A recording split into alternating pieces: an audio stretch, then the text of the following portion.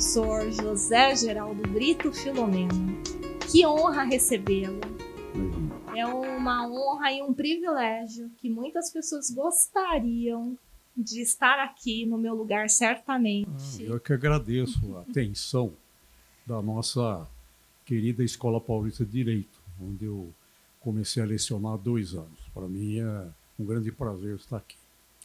A graduação ela tem o privilégio de tê-lo como professor, com toda experiência. Nós temos aqui o senhor como sendo doutor em direito comercial, relações de consumo, e hoje nós queremos aprender um pouco, como sempre, sobre direito do consumidor, professor. Bom, esse ano eu completei 40 anos de experiência na área do consumidor. Não é? E para fazer assim um brevíssimo retrospecto, tudo começou numa tarde de maio, dia 5 de maio de 1983. Eu era promotor de justiça distrital no Ipiranga e, qual não foi a minha surpresa, ali pelas 5 horas da tarde, recebi um telefonema que era do Procurador-Geral de Justiça. E o juiz entrou na minha sala e falou: Procurador-Geral, a Justiça quer falar com você, Filomeno. O que você aprontou? Eu não aprontei nada.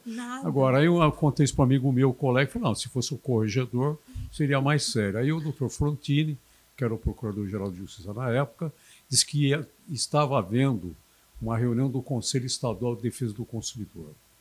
Aí eu disse para ele: mas o que é isso? Não, também não sei direito o que é, mas vai ser presidido pelo governador Montoro, lá no Palácio dos Bandeirantes, e você tem que ir para lá. Mas eu tenho que dar aula ainda depois daqui, você não vai dar aula hoje. Aí liguei aqui para a FMU, onde eu dava aula na época, lá, e disse lá para o coordenador que eu não podia ir. Não, tudo bem, a gente dá um jeito aqui e tal. Aí eu fui ao Palácio dos Bandeirantes, a única coisa que eu ouvia falar de defesa do consumidor era a diretora do PROCON, na época, a doutora Marilena Lazzarini, que falava lá, né, de questões do consumidor e problemas, e eram resolvidos assim, de acordo com o bom senso. Não tinha nenhuma forma, nenhuma figura de direito para fazer. Não é? E eu, então, captei aquilo que foi resolvido na reunião. Mal sabia eu que eu era para ser designado para trabalhar dentro do PROCON. Bom, então, no dia 13 de junho de 1983, eu acabei sendo designado para trabalhar no PROCON de São Paulo. De Malicuia, eu ia de manhã ao PROCON, abria o PROCON, era um casarão antigo ali na Avenida Angélica, hoje é um prédio de 30 andares lá, e eu chegava lá e começava a atender o público, isto é, aquilo que o PROCON não conseguia resolver mediante tentativa de acordo, eu fazia mais uma tentativa de acordo. Ou então, quando eu também percebia na queixa do consumidor que havia um crime contra a economia popular, saúde pública, fraude no comércio, etc., eu encaminhava para o DECOM, que era a Polícia do Consumidor. Eu ficava lá até meio-dia, à tarde eu comia alguma coisa, pegava 2 ônibus, ia para o Fórum do Ipiranga, trabalhava até as 5h30 da tarde, ia dar aula na FMU depois das 7 às 11 da noite. Então, isso foi durante uns 2 anos, mais ou menos. Depois a gente criou a coordenação das promotorias do consumidor. Cada comarca onde havia mais de um promotor foi designado um para cuidar da defesa do consumidor, mas isso, em 83, não havia nem sonho de um Código de Defesa do Consumidor. O que a gente fazia? Eu pegava lá o Código Civil, o Código Comercial, Processo Civil, e a gente fazia lá, por assim dizer, uma miscelânea de normas para tentar resolver os problemas concretos. Não é? Tinha, claro, o Código Civil vício redibitório, não é? Tinha a questão de contrato de compra e venda, tinha a questão da mora, multa, etc. e tal, mas não havia uma lei de defesa do consumidor. Eu fui vendo, de acordo com a minha experiência no PROCON, da necessidade de um instrumento próprio para defender o consumidor. Isso foi em 1984, 85, quando eu tive experiências em que eu não poderia ter feito nada. Não é? Mas eu fiz por vias transversas. Por exemplo, o Brasil importou uma quantidade muito grande de carne lá do Uruguai, em 1984, e parte dessa carne estragou durante o trajeto de Uruguai para cá, porque queimou o termostato lá do container frigorífico. E como as mercadorias que chegam no porto ou no aeroporto, de origem animal e tal, são de competência do Ministério da Agricultura, os fiscais federais não queriam deixar os fiscais estaduais entrar no porto, porque eles ficavam na dúvida, se liberavam, não liberavam e tal. E a diretora do PROCON me cobrando, né? Tem que fazer alguma coisa, tem que fazer alguma coisa. Eu falei, não tem nada para fazer. Aí eu me lembrei de mandar um telex. Nossa, lembra do telex? Telex acho que é o tetravô da internet. E eu mandei, então, um telex para o ministro da Agricultura.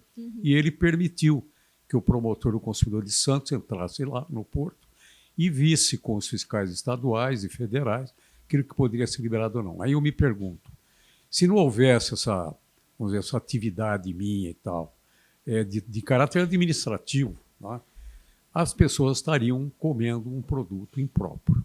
E da mesma coisa, 2 remédios na época, né, que tinham o problema de um efeito colateral muito grave.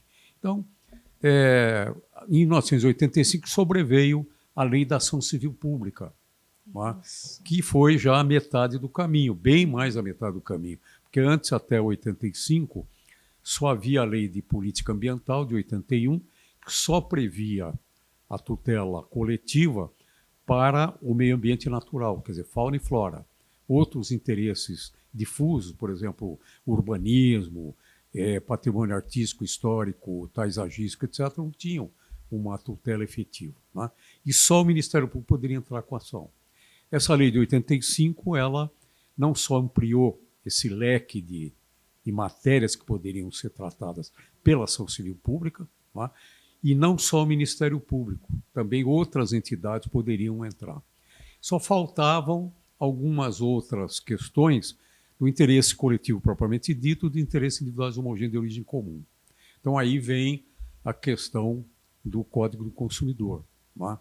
Que em 88 foi designada a comissão, da qual eu participei como vice-presidente e relator, e a professorada Pellegrini Grinover, saudosa professorada, foi a presidente da comissão, e mais o doutor Kazuo Watanabe, que era desembargador, e o Zé Almudenari, procurador do Estado, o hoje ministro Antônio Herman Benjamin, do STJ, que foi meu assessor do PROCON, o professor Nelson Neri Júnior e o doutor Daniel Fink, que era diretor do PROCON. E nós fizemos, então, várias reuniões. Nós não tratamos de reinventar a roda já estava inventada, e a gente, então, se valeu do direito comparado. Então, havia já 14 leis que a gente conseguiu, né, consultar no mundo inteiro. Então, por exemplo, Portugal, Espanha, Venezuela, México, Quebec, no Canadá, França, Estados Unidos e algumas outras regiões do mundo que tinham algumas ideias, já algumas leis, alguns projetos, né? E uma lei tipo da ONU, que era uma espécie assim de um modelo, né, de lei que a gente poderia... E a gente começou então a montar o nosso Código do Consumidor, de acordo com as peculiaridades, né? E surgiu então o nosso famoso Código do Consumidor, que completou agora no dia 11, 33 anos de promulgação. Nossa, professor, que trabalho árduo. Até porque nós podemos perceber que até hoje, mesmo com a legislação, mesmo com o CDC, nós temos tantas violações ainda do direito do consumidor. Sem dúvida, sem dúvida. E o que se ouve dizer é de eventual atualização do CDC.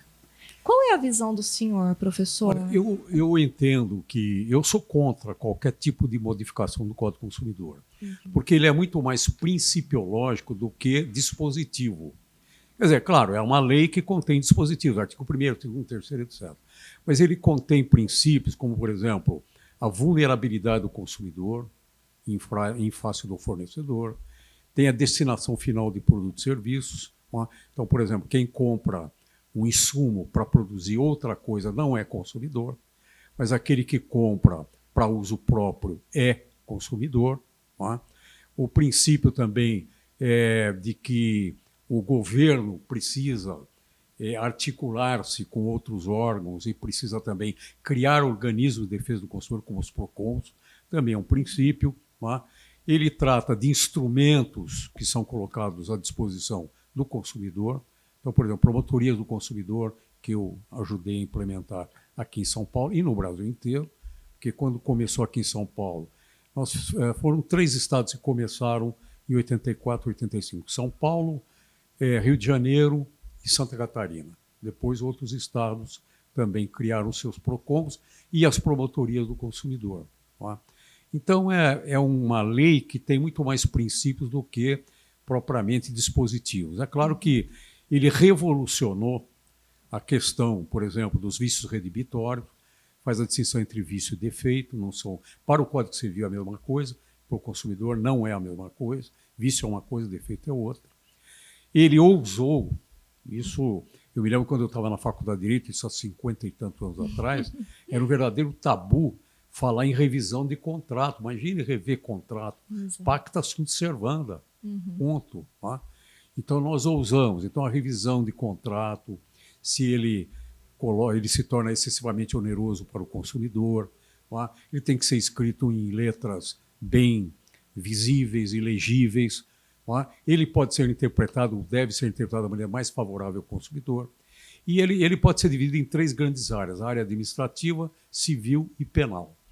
Então, a área administrativa fala mais de eventuais violações pelos fornecedores, comerciantes, industriais, etc., violação de deveres, de colocar produtos de boa qualidade, produtos em segurança no mercado, etc., e coloca, então, sanções administrativas, que são analisadas pelo PROCON ou pelos órgãos fiscalizadores, né? Cada produto, eventualmente, que diz respeito à segurança, qualidade, quantidade, saúde, tem um órgão de polícia administrativa que vai tomar conta. E aqueles que não estão sujeitos ao Ministério da Saúde, Anvisa, etc., tem lá o Código Consumidor, o PROCON pode autuar e pode fiscalizar. Né? Tem a parte penal, que é a parte menos hoje aplicada no Código Consumidor, porque a maioria dos crimes que são colocados lá são de menor potencial ofensivo. E geralmente terminam, né, com um acordo, ou termina o promotor, e se houver alguma compensação por parte do infrator, e pode não denunciar, pode fazer um acordo em juízo, né? Mas a parte administrativa é importante e a parte civil, sem dúvida alguma. Civil material e civil processual. Eu acho que, para mim, pelo menos, do meu ponto de vista, a parte mais importante do Código Consumidor é a parte processual coletiva, que trata os interesses difusos, individuais homogêneos, de origem comum, e os interesses coletivos. Agora, voltando à sua pergunta, eu acho que ele não deve ser modificado. E, por exemplo, logo que o código, aliás, antes mesmo dele entrar em vigor, um amigo meu, que também é professor lá na Universidade de Brasília, falou: Filomeno, já existem 300 projetos de lei querendo modificar o Código Consumidor. Falou: é absurdo, mas para quê? Um deles, por exemplo, que vingou, diz que a letra dos contratos tem que ser em tipo 12. Por que não 14, 15 e 16? Né? É uma bobagem, não precisa, está lá elencado, que a letra tem que ser legível, não precisa especificar. Então, por que não coloca o tipo também gráfico? Exato. Times New Roman, Arial, etc. É uma bobagem, tamanho que não tem cabimento. Né? Agora, depois surgiram 3 grandes projetos, vamos chamar assim, isso em 2011, né? Preparados por parte da comissão original do Código Consumidor. Não todos, mas a professora Ada, o doutor Benjamin, né? E o doutor Kazuo Watanabe e outros que não compuseram a comissão originária, vamos chamar assim. Sim. Eles propuseram 3 projetos. Um, dando uma nova roupagem à tutela coletiva. Esse foi arquivado e realmente é mexer, por assim dizer, num vespeiro, porque essa questão da tutela coletiva, ela envolve vários interesses. Ela envolve o interesse não só do consumidor, do meio ambiente, hoje da proteção aos idosos, as pessoas portadoras de deficiência. Então, é é impossível você fazer para cada uma tutela específica. Então, geralmente faz-se uma tutela que cabe na lei da ação civil de 85, não é? E depois, especificamente, pegando peculiaridades que são muito de cada interesse, então, cada lei estabelece, como o ECA, o Estatuto da Criança e do Adolescente, tem os procedimentos próprios, não é? Até a tutela do menor, de ele ficar sob a custódia, sob a tutela de alguém, que é coisa muito específica.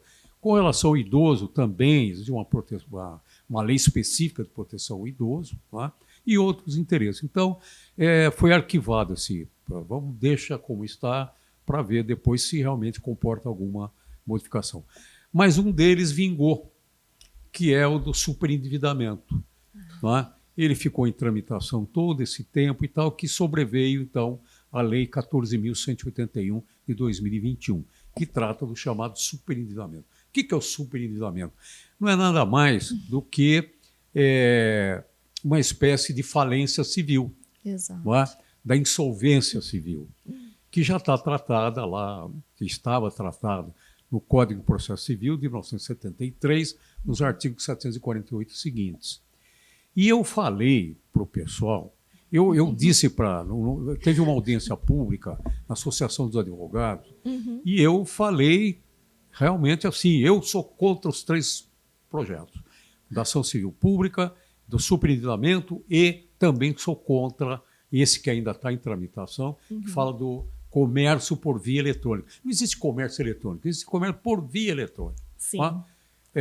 Então, o superendividamento, o único que eu achei, eu era, em princípio, contrário, mas depois eu me convenci de que havia necessidade, por uma razão muito simples. O artigo 1052 do atual Código de Processo Civil, 2015, o projeto é de 2011, mas eu achei que agora, com esse projeto, com o Código de Processo Civil atual, ele diz o seguinte: enquanto não sobrevier uma lei especial que diga a respeito à insolvência civil, entre parênteses, superendividamento, né, prevalecerão os dispositivos do Código de Processo Civil de 73. Então, nós estamos com 2 sistemas. Eu costumo falar para os meus alunos que nós temos o sistema do ex-rico, que ficou endividado, e do pobre superendividado. Exato. Então, são 2 sistemas.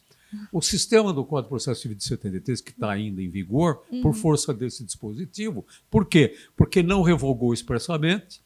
Eu entrei em contato com o relator do projeto no Senado e com o relator na Câmara dos Deputados. Não deram a mínima importância. Falaram, olha, acontece que o artigo 1052 do Código de Processo Civil diz isso assim, assim, vocês têm que colocar lá, revogam-se os dispositivos do Código tal.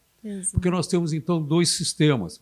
E é um sistema, a questão do superendividamento, que, bem ou mal, já estava sendo cuidado, não só por alguns tribunais, mediante instrumentos mais céleres e simples de tratativa, como, por exemplo, mediante provimentos, como o Tribunal do Rio Grande do Sul, Tribunal do Paraná, o Tribunal de São Paulo, já em menor escala, o PROCON de São Paulo e os PROCONs de modo geral.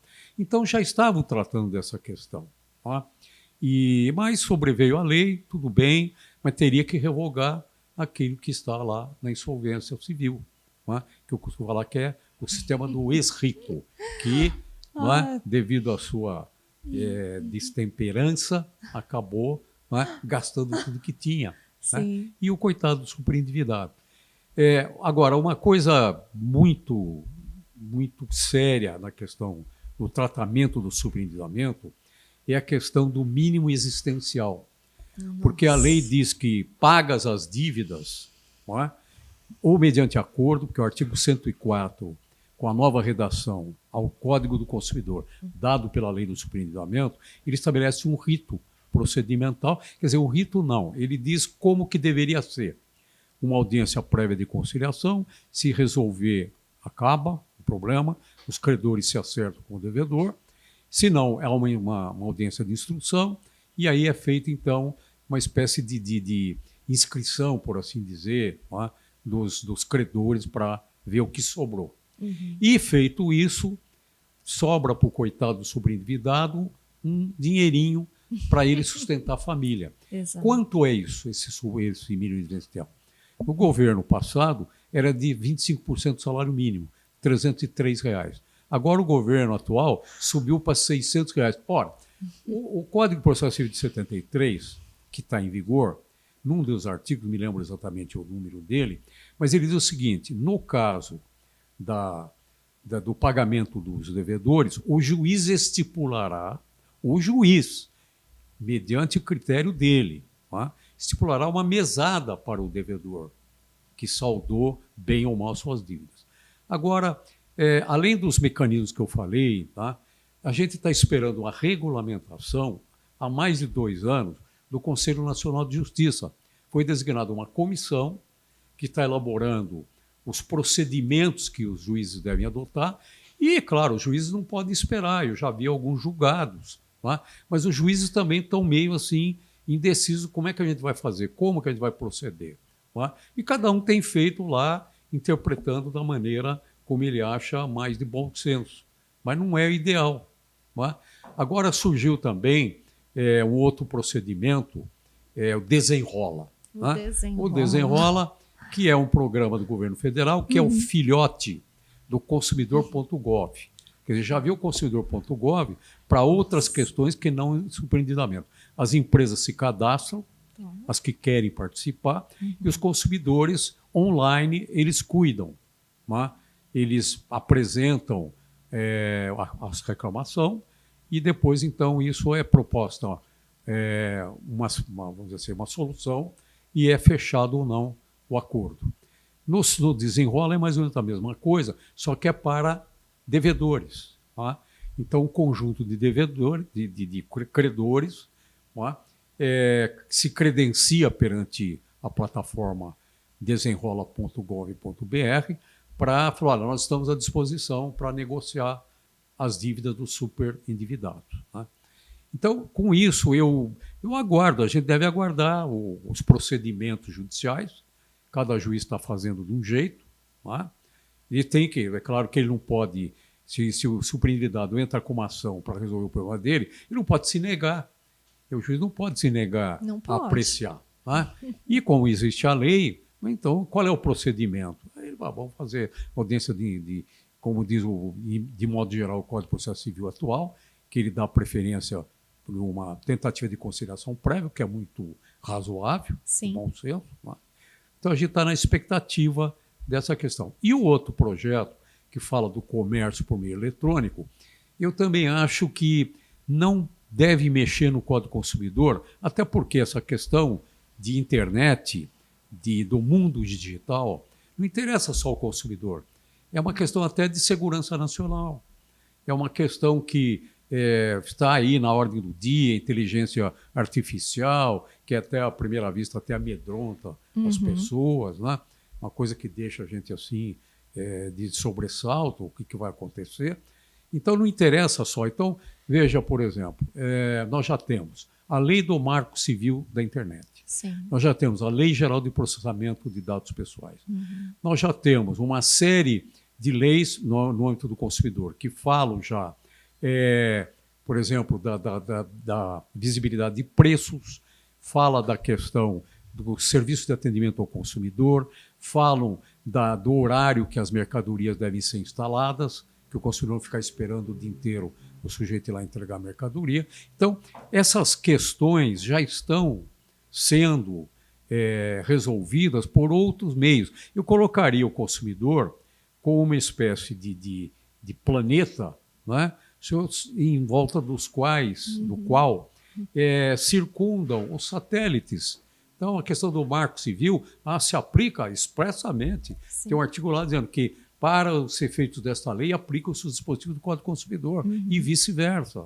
Tá? Mesma coisa a LGPD, de Lei de Proteção de Dados Pessoais. Então, eu sou contra. Tá? Eu acho que, apesar dele estar com 33 anos, ele é super atual, ele é elogiadíssimo em congressos internacionais. Tá? Você vê, depois que o Código do Consumidor nosso entrou em vigor, ele foi aprovado em 90, entrou em vigor em março de 91. Tá? Depois do brasileiro, sobrevieram da Argentina, Paraguai, Uruguai, Peru, Chile, toda a América, exceto Venezuela, que já tinha o código, mas todos os países da América do Sul, né, eles se basearam no nosso Código do Consumidor. Só que eles foram muito tímidos na questão da tutela coletiva e na questão da responsabilidade civil objetiva, que era outro tabu quando eu estudei na Faculdade de Direito a questão da responsabilidade civil. Imagine, responsabilidade objetiva, isso é um absurdo, tem que provar o dano, tem que provar quem foi o dano, a causa, tem que provar se foi dolo, se foi culpa. Não, o Código do Consumidor quebrou esse tabu do seguinte: aquele que coloca no mercado um produto com defeito e que causa perigo ao consumidor, ele é responsável independentemente de qualquer coisa. Ponto. Ele tem que indenizar ou tem que tirar o produto do mercado. Tá? Independentemente se, por exemplo, um carro está com defeito de fabricação. Não interessa se o operário aqui não apertou direito o parafuso e soltou a roda do carro em marcha. Tá? O que interessa é quem colocou o produto no mercado. A montadora. Então a montadora tem que responder. Tá? E olha, professor, com tanto cuidado, né, por assim dizer, do nosso CDC, o senhor entende que o CDC ele é suficiente para tutelar os direitos dos consumidores? Não, porque aí é que está. Nós não nos preocupamos em fazer uma lei total. Como eu falei, é uma lei principiológica com os princípios mais importantes.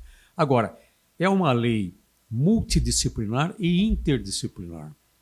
Está lá no artigo 7º, expressamente. Quer dizer, os direitos aqui previstos, diz o artigo 7º caput, os direitos aqui previstos não... como é que é? Eles não incluem outros que também poderão ser aplicados, tais como...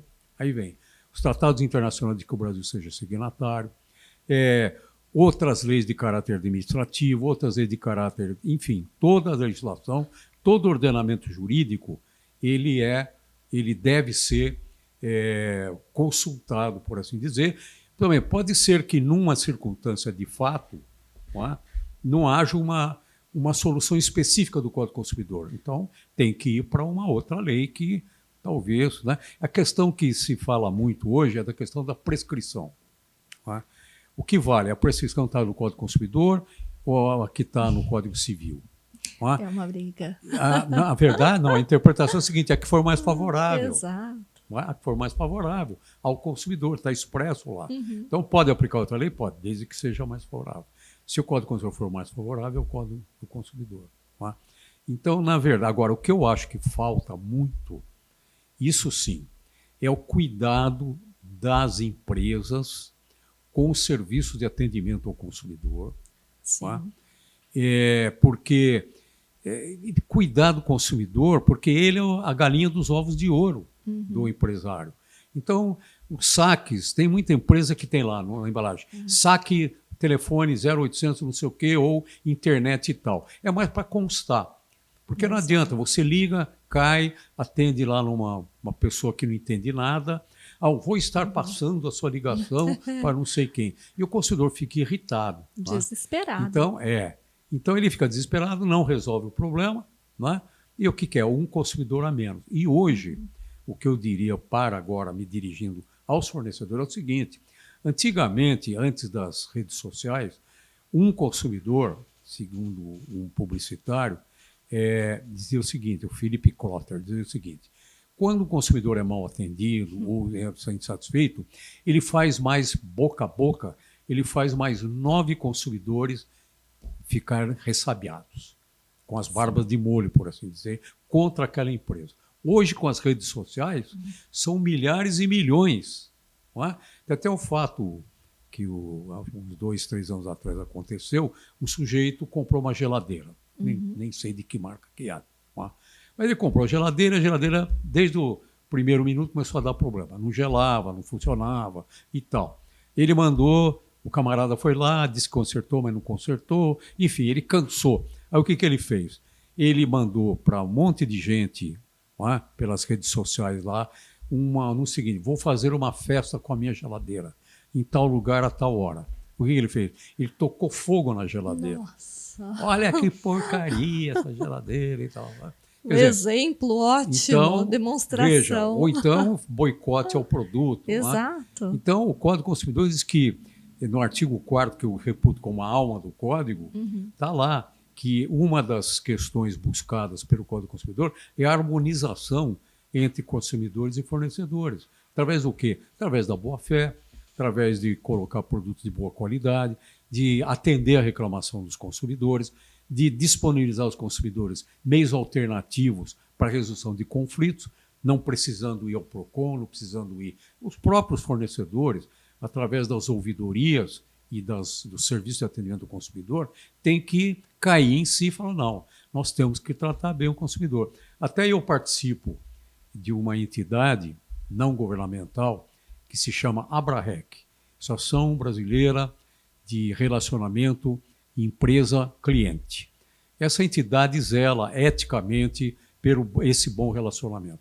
Então, todo ano, que vai começar agora, nós fazemos um concurso das melhores ouvidorias das empresas. Então, as empresas apresentam os casos, os cases, como eles chamam, que melhor atenderam os consumidores na ótica da empresa. E nós somos 7 jurados e nós, então, analisamos. E depois analisamos, olha, realmente damos nota. Governança, atendimento e resultados, etc., vários quesitos, e depois nós entregamos os prêmios a essas empresas que se destacaram por serem boas atendentes dos consumidores. Que interessante. Então eu acho que tem que ser por aí, que as empresas têm que se conscientizar, né, de que elas dependem do consumidor, muito mais do que o consumidor da empresa. Sim. Agora, aí vem uma outra questão da livre concorrência, né? Se você tiver um monopólio, oligopólio e tal, é claro que o consumidor fica emparedado. Ele só pode comprar daquela empresa ou daquelas poucas empresas. Agora, na livre concorrência, você está me atendendo mal, eu vou para outro. Sim. Essa é a vingança, entre aspas, do consumidor. Você não está me atendendo direito, eu vou para outra. Não é? Então, eu acho que, pela minha experiência nesses 40 anos, eu sempre bato nessa tecla. Tem que atender bem o consumidor. Não sou eu quem digo isso, não. Os próprios publicitários, bons publicitários, falam Sim. isso. Você tem que atender bem o seu consumidor. Esse é o caminho correto. Não é ficar colocando empecilho, então jogando para lá e para cá. Dos nossos consumidores, como é que está o conhecimento deles em relação ao nosso CDC? Qual a percepção do senhor, professor? Olha, eu acho, foi feita uma pesquisa, a questão de... Está meio desatualizado. Muito, né? Há uns 10 anos atrás, pela Informe Senado. É uma empresa que prestava serviço, não sei se ainda presta, para o Senado Federal. E essa empresa fez uma pesquisa em 2015, para saber a quantas andava o conhecimento dos consumidores, de modo geral, a respeito da lei. 83% disseram que conheciam o Código do Consumidor, mas não em detalhes. Não é? E só ganhou a lei que é a CLT, que é a Consolidação da Lei do Trabalho, Sim. que todo mundo trabalha. Exato. Não é? Então, 90 e tantos por cento, não, a lei com a CLT, é claro, eu conheço, eu sou empregado da empresa tal e tal. E o Código do Consumidor, você conhece? Já ouvi falar. E tem até uma lei que primeiro começou aqui no estado do Amazonas. Depois o Congresso Nacional viu que era uma boa ideia, obrigando as empresas a colocar à disposição dos consumidores um exemplar do Código do Consumidor. Pode ver, todo esse horizonte tem. Tem alguns até que estão gastos já, e outros estão novinhos. Né? Então você vai ver por aí se ele foi folheado ou não. O que eu sempre falo é assim, do artigo 1º até o artigo 8º, é fácil de qualquer pessoa ler e entender. Sim. Porque ele fala do Código do Consumidor, do que ele faz, fala o que é consumidor, o que é fornecedor, quais são os seus direitos, quais os instrumentos de acesso. Depois, lá pelo artigo 8º, 9º, em seguida, já pressupõe um conhecimento mais jurídico, vamos dizer assim. Né? Mas também não é nada complicado. Mas aí você precisa explicar o que é responsabilidade civil, né? O que é inversão do dono da prova. Exato. Então, aí demanda. Né?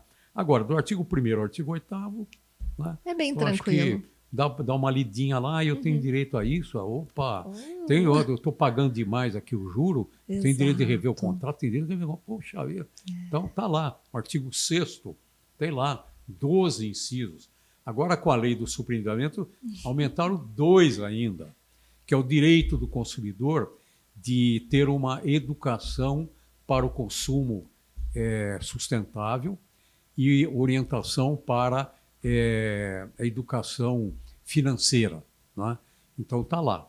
É mais uma boa intenção, digamos assim. Né? E coloco como instrumento também essas diretivas aí na lei do superendividamento.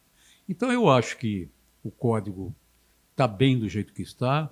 Essa questão desse projeto que está em andamento sobre o comércio por meio eletrônico, não comércio eletrônico. Tá?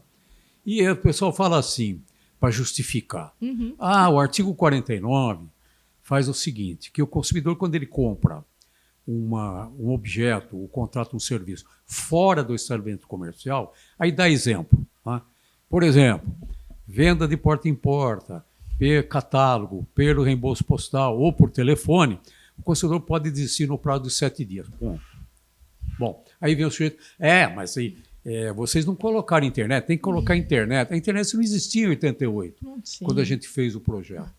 Então, aí eu falo, até os alunos perguntam, às vezes eles falam, professor, mas não tem internet. Falam, escuta, você já viu venda mais fora do estabelecimento comercial do que a venda pela internet? Você compra coisa na China, em outro país. Né?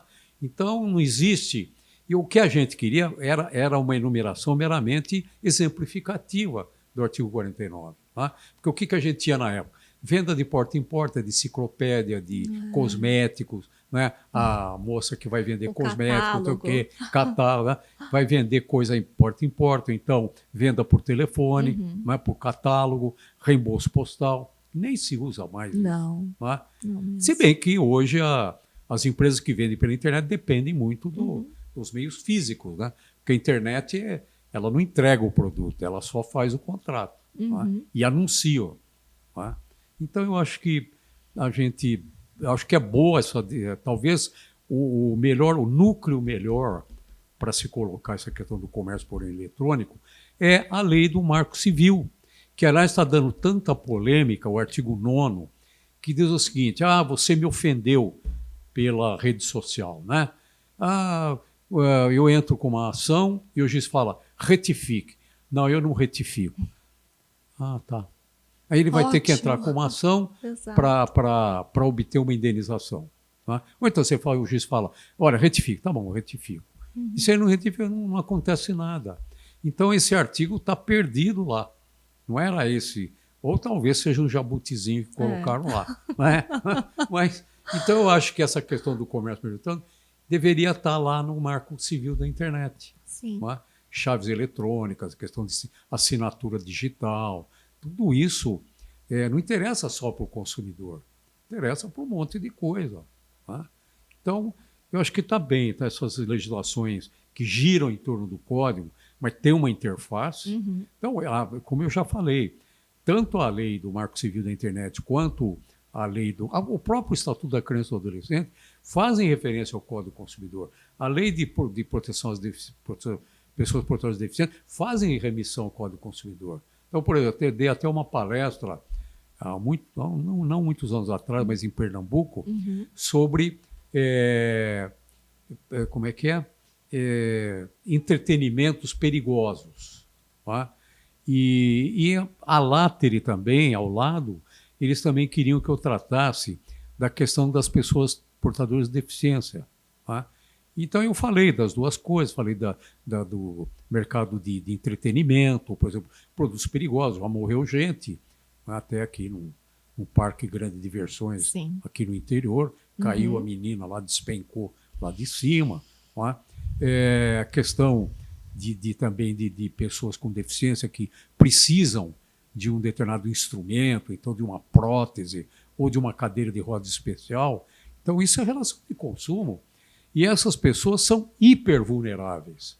As pessoas portadoras de deficiência, as crianças e os idosos são hipervulneráveis. O Código do Consumidor, o princípio mais importante do código é a vulnerabilidade. O que é vulnerabilidade? É a fragilidade do consumidor. Todo consumidor é vulnerável, nem todo é hipossuficiente. Sim. Todo consumidor é vulnerável por quê? Porque diante de uma bula de remédio, por exemplo, você lê a bula, você é obrigado a acreditar naquilo que o fabricante está dizendo. Para que ele serve, posologia e os efeitos colaterais. Você tem como discutir? Não. Então você é obrigado. Quando você compra alguma coisa, você tem a expectativa que ela não vai lhe causar nenhum mal e que ela vai atender ao que você espera daquele objeto. Um carro, que ele não tenha defeito. Um computador, que também ele funcione direitinho. Enfim, tudo que você compra, você tem essa expectativa, porque você é, vamos dizer, ignorante, tecnicamente falando. Né? Agora, hipossuficiência é outra coisa, é a pobreza econômica. Então, por exemplo, um sujeito milionário compra um carro de R$1 milhão, 2 milhões de reais. Só que o carro tem um defeito de fabricação, ele quebra a barra de direção e o sujeito se esborracha lá numa árvore, quase morre e tal. E o sujeito que tem um carro mais modesto e tal, acontece a mesma coisa. Quem é vulnerável? Os dois são vulneráveis, porque nenhum deles comprou o carro pensando que ia dar problema, pelo contrário. Eles iam andar para lá e para cá com plena segurança, etc. Então, em linhas gerais, é isso. Professor, para a efetivação do nosso Código de Defesa do Consumidor, qual a visão do senhor? O que é que falta para nós termos efetividade? Pois é, falta, primeiro, como eu disse, a atuação mais eficaz e eficiente no serviço de atendimento, né? E uma maior atenção dos meios que aplicam o Código do Consumidor, os PROCONs. Eu vou dar um exemplo muito claro agora, muito recente. Há uma descoordenação dos órgãos. Não é? Por exemplo, agora 123 milhas, que está na ordem do dia.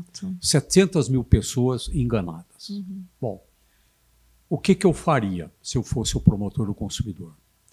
Primeira coisa, eu entraria com uma ação pedindo já como liminar duas coisas. Primeiro, inversão do ônus da prova. Primeira coisa. Segunda coisa, eu pediria desconsideração da personalidade jurídica. Artigo 28 do Código do Consumidor, 50 do Código Civil. Por quê? Para assegurar meios para depois indenizar os consumidores. Não fizeram. O Senacom fala uma coisa, o PROCON fala outra, o promotor aqui de São Paulo instaura um inquérito civil, mas chama o sujeito para depor, o sujeito não vai. O outro PROCON lá não sei de onde também faz a mesma coisa. No fim, o que eles fizeram? Entraram com a recuperação judicial. Qual é o principal efeito da recuperação judicial? Paralisação de todas as ações contra a empresa. O que deve ter acontecido? O patrimônio deve ter evaporado. Rapidamente. Tá certo? Rapidamente. Então, quantos consumidores vão receber? Nada. Eu temo que nada. Eu torço para que dê certo. Sim. Mas eu acho que não vão receber nada. Tá? Então, o que está faltando? Está faltando coordenação. Existe um banco de dados criado por uma resolução conjunta do Conselho Nacional do Ministério Público e do Conselho Nacional de Justiça, 2011.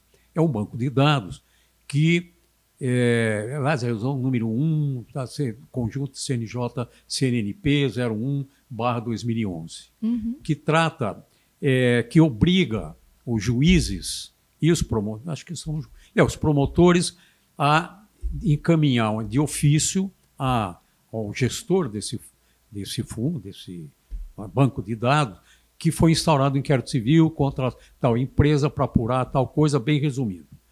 E se foi convertido em ação coletiva ou pública, o juiz deve também comunicar. Agora, acho que não tem feito isso. Então, ficam batendo cabeça. Não é? Isso E a professorada falava alguma coisa, falava, olha, nós ampliamos muito a legitimidade dos órgãos. Não é? Então, antigamente era só o MP que podia entrar com ação civil.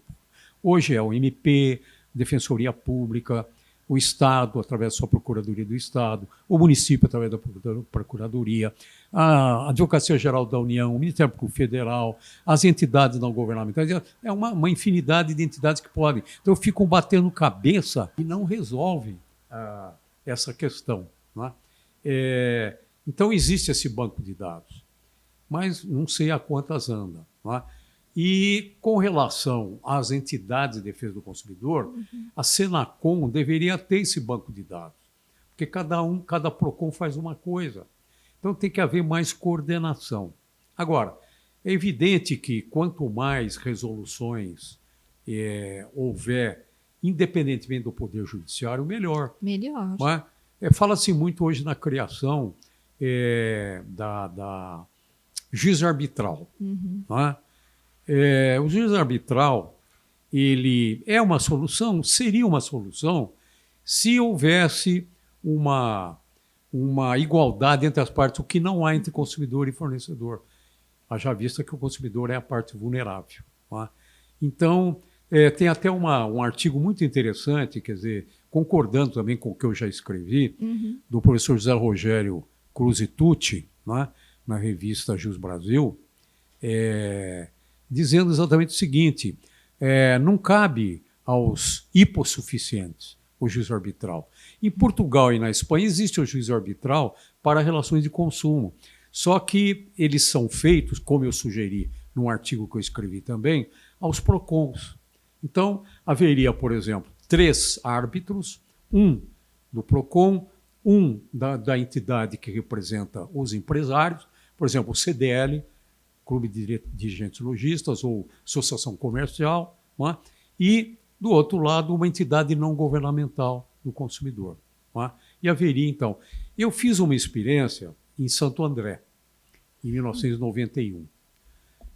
Aliás, a minha iniciativa não foi minha. A iniciativa foi do promotor de justiça na época, do consumidor. Foi um colega muito ativo, muito interessado.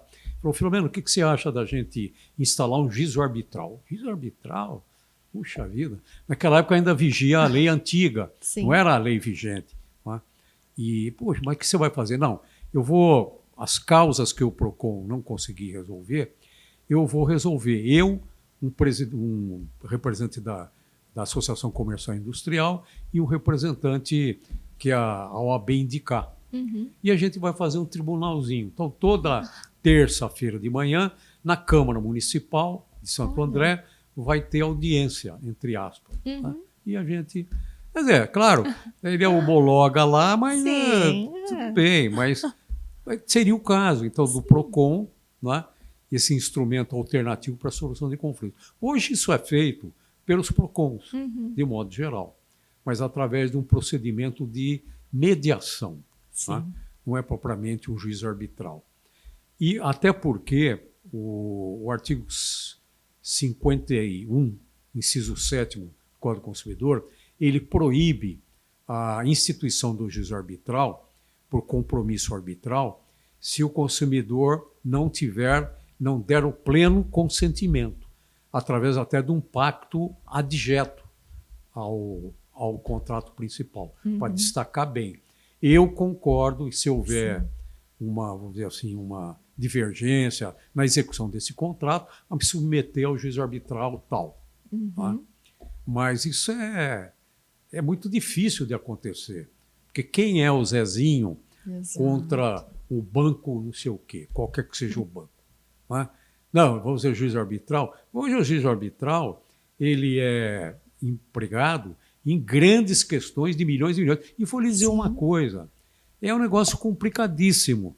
Uma ocasião eu dei um parecer para uma empresa, e não sobre o que estava sendo discutido no juízo arbitral. O juízo arbitral estava a cargo da Fiesp, da Câmara de Juízo Arbitral, da Câmara da Federação das Indústrias do Estado de São Paulo. Eram 2 grandes empresas brigando por uma terceira empresa, que uma havia comprado, a outra também havia se comprometido. Estava aquele problema, aquele conflito de interesse. E, então elas foram ao juízo arbitral. Eram 3 árbitros, um até conhecidíssimo meu, né? E o advogado da empresa que me havia contratado para dar o parecer, não tem nada a ver com a questão subjúdice particular, né? Falou outro, falou, o senhor gostaria de... Não, eu falei para ele, escuta, eu gostaria de... Manda uma cópia. Tudo, doutor?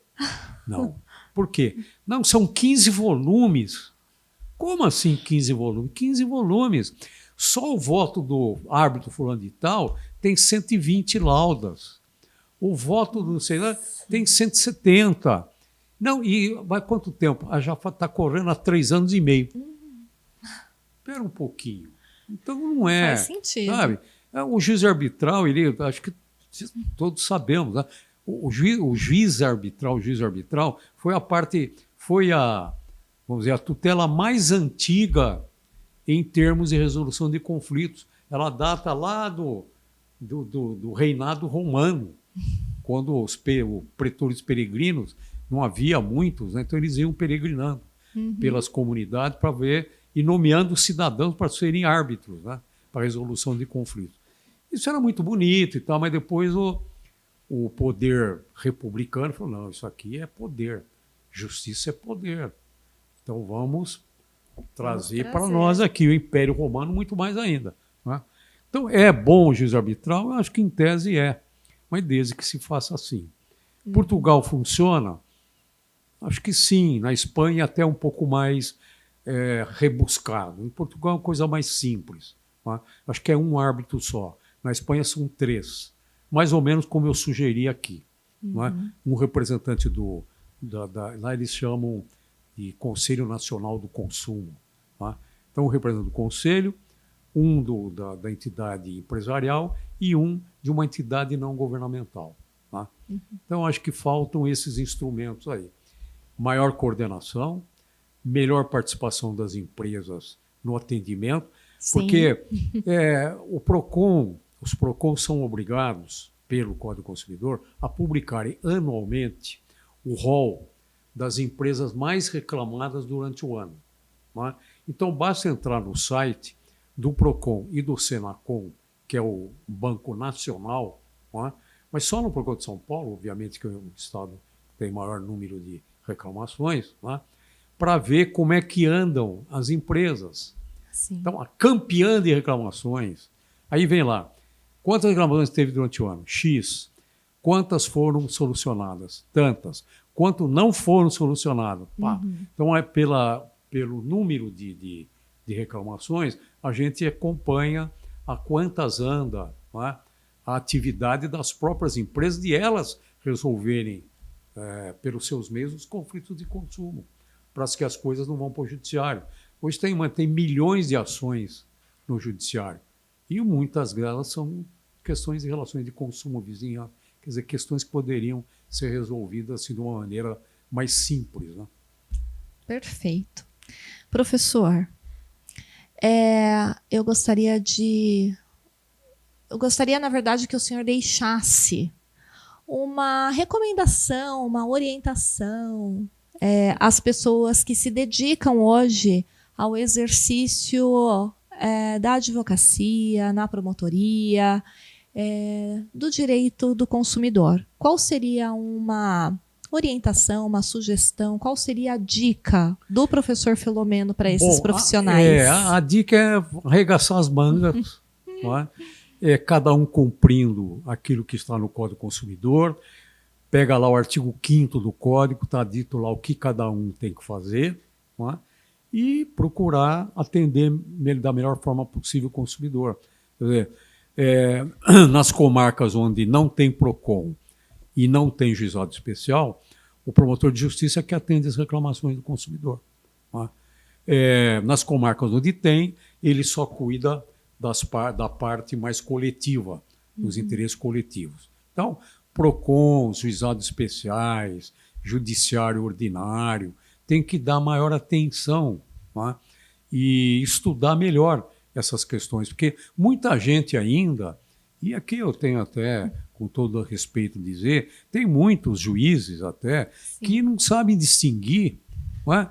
Quem é consumidor, uma empresa que é consumidora, a que não é, e os interesses individuais homogêneos de origem comum em face dos interesses coletivos. Eles não sabem fazer a maior confusão entre esses interesses. Né? Então, eu acho que melhor preparo, as faculdades têm que ter uma disciplina específica sobre isso. não é?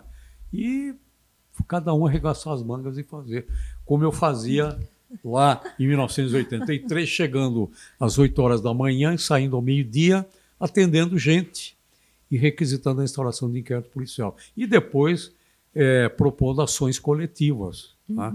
Eu acho que a mais importante que eu propus foi aquela do leite contaminado pela radioatividade. Tá?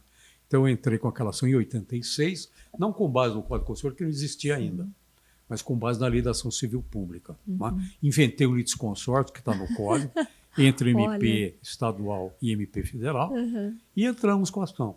Tá? Então acho que, para mim, eu propus várias, mas eu acho que essa foi a mais importante. Tá? Então cada um tem que cumprir o advogado tem que cumprir, o advogado público, o advogado particular, ou da empresa. O advogado da empresa não é só defender a empresa, é também fazer uma espécie de compliance. Chegar para a empresa, olha, você tem que cumprir isso, senão a gente vai ter problema assim, assado e tal. Quer dizer, prevenir os litígios também. Eu acho que a advocacia preventiva também é importante, não só a reativa ou aquela que propõe as ações. Então, eu acho que é por aí.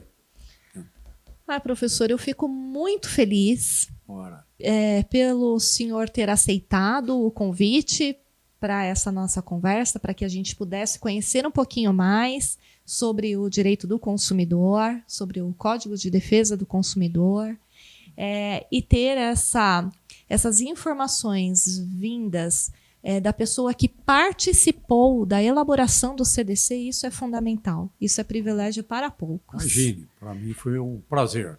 Muito obrigada, eu já participei também no podcast aqui da EPD. Isso. Que deve estar aí no streaming. Hoje é tudo streaming. Então deve estar por aí também.